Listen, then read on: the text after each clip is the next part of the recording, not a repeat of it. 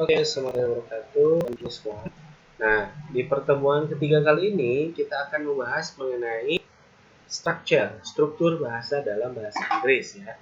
Artinya kita akan membahas mengenai tata bahasa. Nah, tata bahasa yang akan kita bahas di pertemuan ketiga ini adalah berkenaan dengan kala waktu.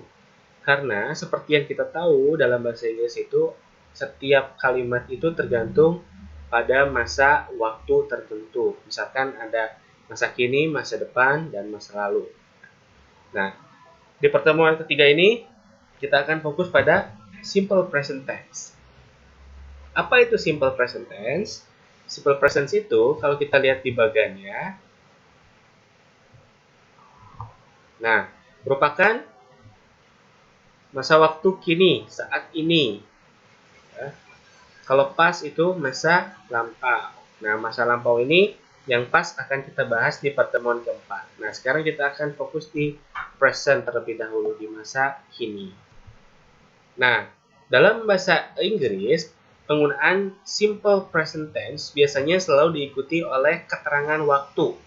Keterangan waktunya adalah ini. Yang pertama, every, once a week, usually, ada always, often, never, dan sometimes. Jadi biasanya selalu diikuti oleh ini. Kenapa selalu diikuti ini? Karena penggunaan present tense itu adalah kalimat yang biasanya digunakan pada kegiatan yang sering berlangsung atau selalu berlangsung.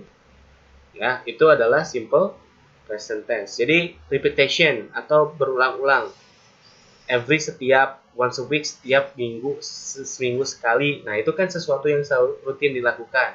Saya berenang 1 minggu sekali. Nah, itu adalah kegiatan rutin. Kegiatan rutin itu akan menggunakan kalimatnya akan menggunakan present tense. Saya berenang setiap minggu. I swim once a week. I swim once a week. Saya berenang setiap 1 minggu sekali. I setiap minggu sekali, once a week. I swim once a week. Begitu. Nah, akan selalu diikuti ini ya. Ini harus diingat ini adverb of time-nya. Kalau waktunya. Karena sekali lagi simple present tense itu adalah kalimat dalam bahasa Inggris yang biasanya digunakan pada kegiatan yang dilakukan berulang-ulang. Nah, kita lihat simple present tense pattern, rumus. Nah, rumusnya ini adalah rumus utamanya. Rumus utamanya adalah subject plus verb 1, verb itu adalah kata kerja, ditambah s atau es, jadi nanti di ujung kata kerjanya akan ditambah s atau es, ditambah objek atau komplement atau pelengkap. Ini adalah rumus utamanya ya. Nah, rumus utama ini punya rumus turunan. Rumus turunan itu tergantung pada pola kalimatnya. Apakah kalimatnya positif? Apakah kalimatnya negatif? Atau kalimatnya interrogatif? Nah, bisa kalau kalimat positifnya yang ini ya. Nah, kalimat positif itu rumusnya sama seperti rumus utamanya, yaitu subjek ditambah verb ditambah s atau es. Jadi di ujung verbnya ditambah huruf ini, ditambah objek atau komplement. Ini rumus kalimat positif.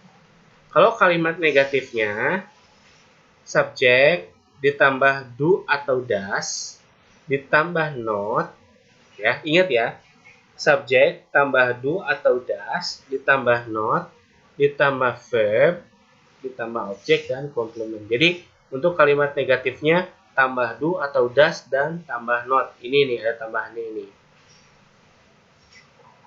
Oke, untuk kalimat tanyanya interrogatif. Nah, ini do atau does ditambah subjek, ditambah verb, ditambah objek, tambah komplement. Jadi yang dudasnya ini pindah ke depan tanpa ada not di sini.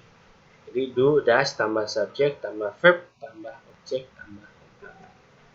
Nah, ini adalah rumus utamanya yang harus diingat. Simple present tense. Jadi rumus utamanya ini untuk rumus kalimat positif ya. Nah, turunannya positifnya rumusnya ini sama seperti yang ini. Kemudian untuk negatifnya ini ada do, does, not. Kalau interrogatifnya do, does plus subject plus verb plus object plus complement. Ini adalah rumusnya. Oke. Nah, kemudian kapan kita menggunakan S atau ES? Nah, tadi kan di rumusnya ada verb 1 ditambah S atau ES. Kapan kita menggunakan itu? When we have to put S atau ES. Kapan kita menggunakan S atau S dalam kalimat? Nah, jika kita menemukan ya si subjeknya dalam kalimat itu ada she, he, it, and name of the person atau nama-nama orang. Ingat ya, ketika dalam kalimat kita menemukan she, he, it, dan nama-nama orang, biasanya ditambah S atau ES, verbnya. Yang ini yang ditambah S atau S itu adalah kata kerjanya. Nah, ketika kita menemukan subjeknya I, you, they, we, ini jangan ditambah S atau ES. Biarkan verbnya adalah verb 1. Jadi tidak usah ditambah S atau ES. Oke, kita lihat contohnya. Nanti kita lihat contohnya nanti. Nah, kemudian ini dulu. Put, do, does. Kapan kita nyimpen do atau does? Kalau do, kalau dalam kalimat negatif itu ada do, itu pakainya kalau subjeknya adalah I, you, they, we. Nah, kalau does, kalau menggunakan does itu she, he, it, and name of the person pakainya does. Oke. Nah, ini baru contohnya ya. Kita lihat contohnya. Ini dalam kalimat positif dulu. She reads a newspaper every morning. She, nah ini she reads pakai s, ya. She reads a newspaper every morning. Nah, ada every-nya setiap pagi. Ini adalah kegiatan yang berulang. Pasti pakai simple present tense. Nah, simple present tense ini tentu tentu verbnya tadi harus ditambah s atau es ketika subjeknya adalah he, she, it tadi ya. Nah, ketika subjeknya she, pasti verbnya ditambah s. Jadi bukan read, tapi reads. Gitu ya. Nah, ini kalimat negatifnya. Nah, she doesn't not read a newspaper every morning. Kalimat negatifnya artinya negatif pakai not. Nah, karena dia she, dia pakainya does not, bukan do not ya. She does not read. Ya, itu. Kemudian untuk interrogatifnya atau kalimat tanyanya, does she read a newspaper every morning? Nah, ini does. Pakainya does. Kenapa pakai does? Karena ini she. Ingat, kalau does itu pakainya she. Kalau yang ada s-nya, subjeknya itu she, kalau tidak he atau it. Ya, itu ingat.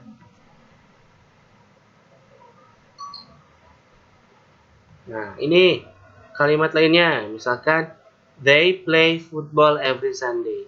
They play. Ini bukan they plays. Kenapa tidak pakai s, Pak? Nah, karena subjeknya adalah they. Kalau they atau lebih dari satu they ini ya. They, ini play-nya tidak pakai s seperti ini karena ini she jadi pakai s. Tapi kalau they tidak pakai s. Jadi they play football every Sunday.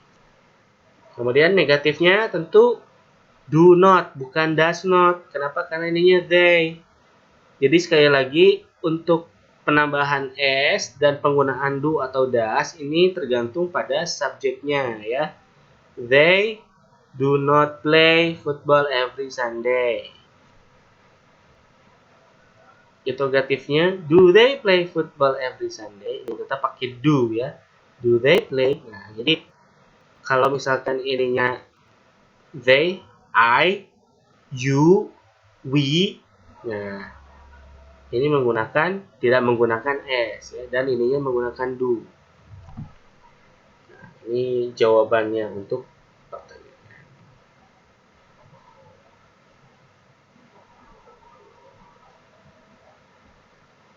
Nah, biasanya ingat selalu diikuti oleh tadi ya adverb of time. Jadi karena kegiatannya berulang pasti selalu diikuti oleh ini always, usually. I always get up at 4 o'clock in the morning. Saya selalu bangun jam 4 di pagi hari. He usually comes, dia biasanya datang ke sekolah early every morning. Datang ke sekolah pagi-pagi sekali setiap. Nah, ini ya.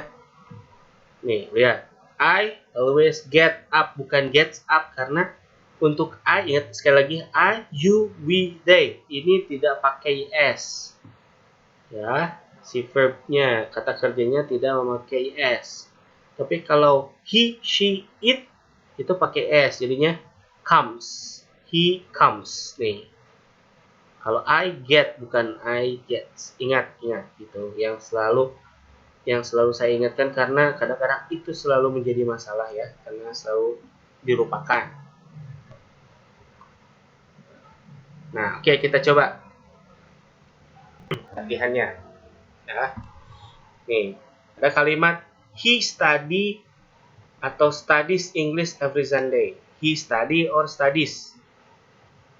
Jawabannya adalah studies ya.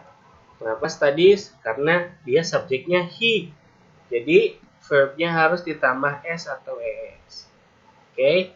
Kemudian she go atau she goes. She goes yang betul ya. Tuh. I play or I plays. I play. Yes.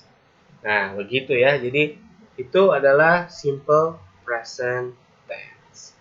Oke, karena simple present tense tentu it's very simple. Ya, mudah-mudahan teman-teman dapat mengerti mengenai simple present tense ini. Tapi jika ada pertanyaan, silakan langsung ditanyakan di forum e-learning atau langsung ditanyakan pada saya. Oke, terima kasih. Assalamualaikum warahmatullahi wabarakatuh.